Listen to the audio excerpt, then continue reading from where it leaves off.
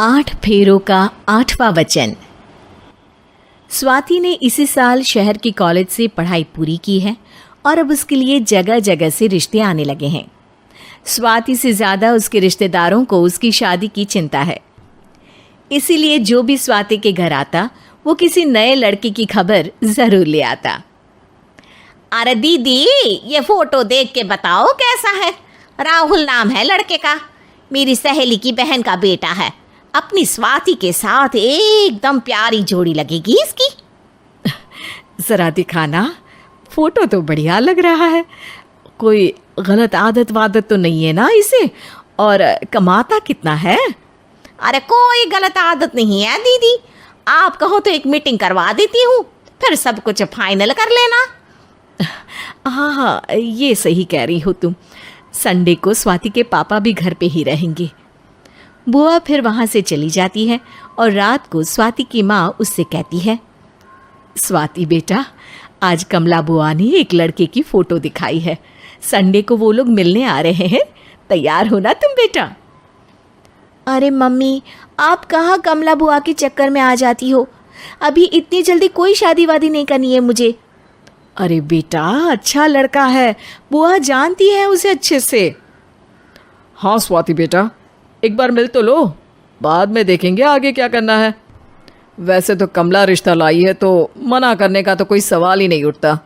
Sunday की सुबह होती है और कमला बुआ राहुल और उसके मम्मी पापा को लेकर स्वाति के घर आती है। अरे आइए आइए भाभी, इसे अपना ही घर समझिए। इनसे मिलिए, ये मेरे भैया और ये मेरी भाभी हैं। नमस्ते भाभी जी, ये है हमारा लड़का राहुल, सरकारी नौकरी की तैयारी कर रहा है ये। वैसे आपकी बेटी कहाँ है? अरे स्वाति बेटा, बाहर आ जाओ। वैसे कितनी पढ़ाई की है स्वाति ने? जी, पोस्ट ग्रेजुएट है हमारी बेटी साइंस में। ये सब तो ठीक है, पर घर संभालना जानती है या नहीं? हमें कौन सी इससे नौकरी करवानी है, नौकरी तो मेरा बेटा करेगा ही। पर मैंने इतनी पढ़ाई की है और आप चाहती हैं कि मैं घर पर ही बैठी रहूं? अरे स्वाति बेटा, ये बड़ों की बात में तुम कहाँ बोल पड़ी? हम सब देख लेंगे क्या करना है क्या नहीं।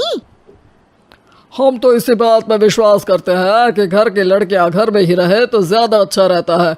वरना भाई साहब, आप तो आजकल के हाल जानते ही हैं, कितनी घटनाएं होने लगी हैं औरतों के खिलाफ। स्वाति बेटा, रसोई का काम तो पूरा जानती हो ना? शादी के बाद तुम्हें ही संभालना है वो सब। अरे बहुत अच्छा खाना बनाती है ये, आप सब लोग इसकी तारीफ करते नहीं थकेंगे। लो भाई, हो गई मीटिंग, अब शादी की तारीख फाइनल कर लेते हैं, क्यों भैया? भाई, हम तो पंडित जी से चर्चा करने के बाद ही तारीख फाइनल करेंगे। सालों से हम उनकी बातें मानते हुए आ रहे हैं। लड़के वाले और कमला बुआ की बातें सुनकर स्वाति एकदम नाराज़ हो जाती है और उसे लगने लगता है कि शादी के बाद उसे घर पर ही बैठना पड़ेगा। लेकिन घर वालों के आगे उसकी एक नहीं चलती और उसे शादी के लिए हाँ कहना पड़ता है। शादी का दिन आ जाता है और सब मंडप में जमा होते हैं। अब फेरों का समय हो गया है, अब कन्या अपने वर से 7 वचन मांगेगी। आप किसी धार्मिक आयोजन में जाएं तो मुझे भी ले जाएंगे। आप मेरे माता पिता का भी बराबरी से सम्मान करेंगे, हमेशा मेरा साथ निभाएंगे। आपको दोनों परिवार की जिम्मेदारियां बखूबी निभानी होगी। हर ज़रूरी बात में मेरी भी राय लेंगे।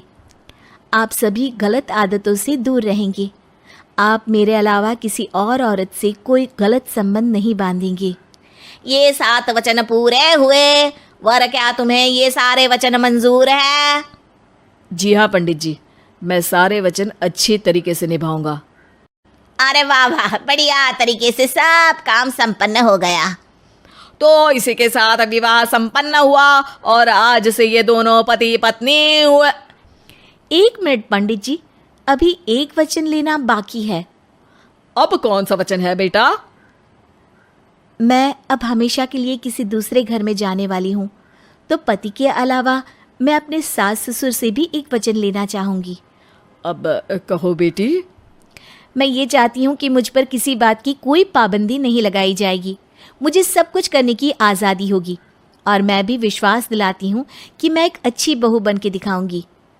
स्वाति की बात सुनकर उसके सास ससुर एकदम चौंक जाते हैं और कुछ बोल नहीं पाते कि उतने में कमला बुआ बोल पड़ती है।